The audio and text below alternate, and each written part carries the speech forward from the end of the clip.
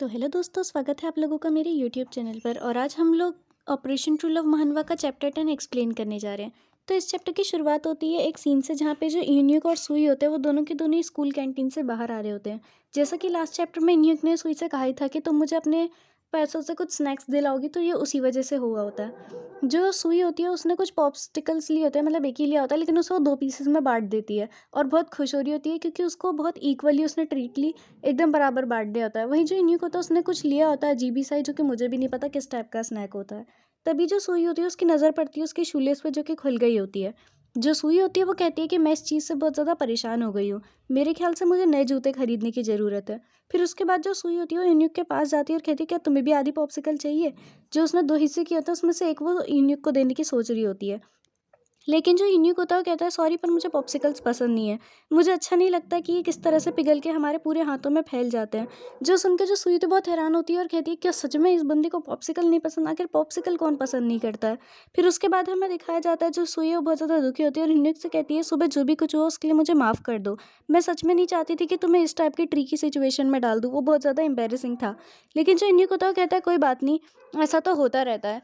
तो जो ये सुई होती है कहती है कि क्या तुम्हें नहीं लगता है बहुत अजीब सिचुएशन थी? वहीं जो न्यूक होता है वो कहता है कि हाँ, ये सिचुएशन वियर्ड तो थी, लेकिन मुझे पता है तुम्हारे पास इसके लिए ज़रूर कुछ ना कुछ रीज़न रहा होगा। ये सुन के जो सुई होती है उसे बहुत अच्छा फ़ील होता है, लेकिन हमें दिखाया जाता है जो यून्यूक है वो अपने पास्ट का एक सीन याद करता है, जहाँ पे बस हमें एक छोटा यून्यूक दिखाया जाता है जो कि अपने स्कूल बैग को टांगे दरवाजे के पास खड़ा होता है और उसकी मॉम बहुत दुखी लग रही होती है, जिनके सामने टेबल पे केक भी रखा होता है, जिसमें कैंडल्स जल रही होती है, मानो कि वो कोई बर्थडे का केक हो। उसके बाद हमें जो यून्यूक होता है वो बोलता हुआ दिखाया जाता है कि लोग अक्सर दूसरों की तरह बर्ताव करें तो इसके लिए उन्हें कोई रीज़न नहीं चाहिए। पर अगर कोई इंसान दूसरों से अलग बर्ताव करे तो इसके लिए ज़रूर उसके पास कुछ ना कुछ रीज़न होता ही होता है।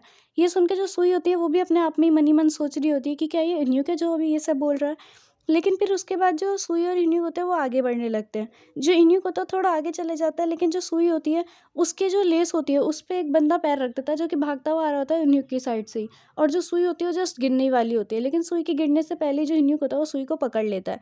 फिर जो सुई होती है कहती है, तुमने तो मुझे बचा ही लिया, मेरी वरना भी नाक ही टूट जाती।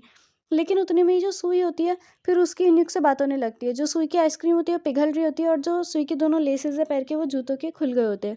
तो जो सुई होती है यूनिक से कहती है कि तुम थोड़ी देर के लिए इन पॉप्सिकल को पकड़ लोगे, मैं ज़रा अपनी लेस बांध लूँ। लेकिन जो यूनिक होता है वो उन पॉप्सिकल की साइड देखता है और कहता है कि ये बहुत ज़्यादा बुरा है, ये बहुत ज़्यादा पिघल रहा है, मुझे बिल्कुल छूने का मन नहीं है। तो जो यूनिक होता है वो झुक जाता है और सुई की लेस बांधने लगता है जूतों की। तो जो सुई होती है वो कहती है कि आखिर ये तुम कर क्या रहे हो? पर जो इन्हीं को तो कहता है, मैंने तुम्हें कहा था ना, मुझे पिघलती चीज़ें पकड़ना बिल्कुल भी नहीं पसंद है। तो इससे सही था कि मैं तुम्हारी मदद करने के लिए तुम्हारी शूलेस ही बाँध दूँ।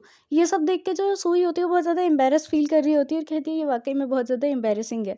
लेकिन उतने में ही जो सुई होती है उसकी नज़र पड़ती है रैम पे, जो अपनी दोस्त के साथ आ रही होती है स्कूल कैंटीन की साइड ही।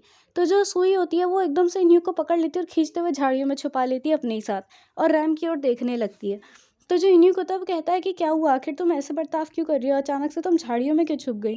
तो जो सुई होती है वो कहती है, थोड़ी देर चुप रहो और इधर ही बैठे रहो।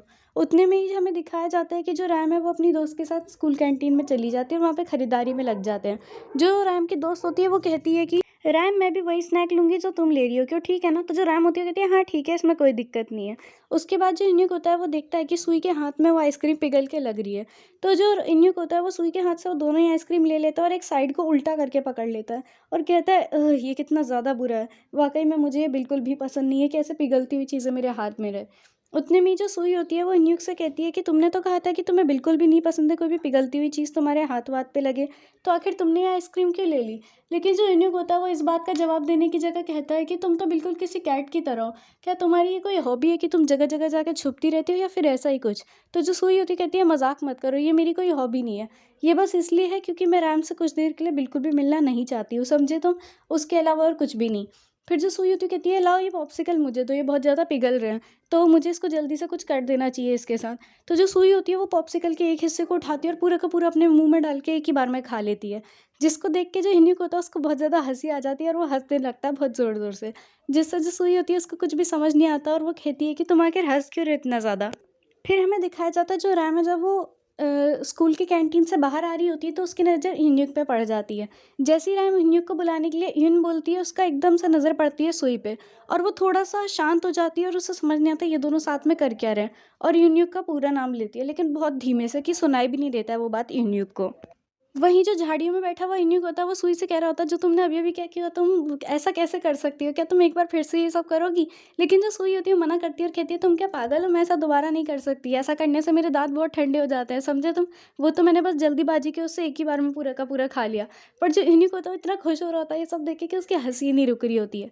और यही बात रैम भी नोटिस कर रही होती है क्योंकि उसने यूनिक को पहले इतना ज़्यादा हँसते हुए नहीं देखा होता है। जिसके साथ हमारा ये चैप्टर भी खत्म हो जाता है। अब मिलते हैं नेक्स्ट चैप्टर में नेक्स्ट वीडियो के साथ। आज के लिए बस इतना ही। Bye bye.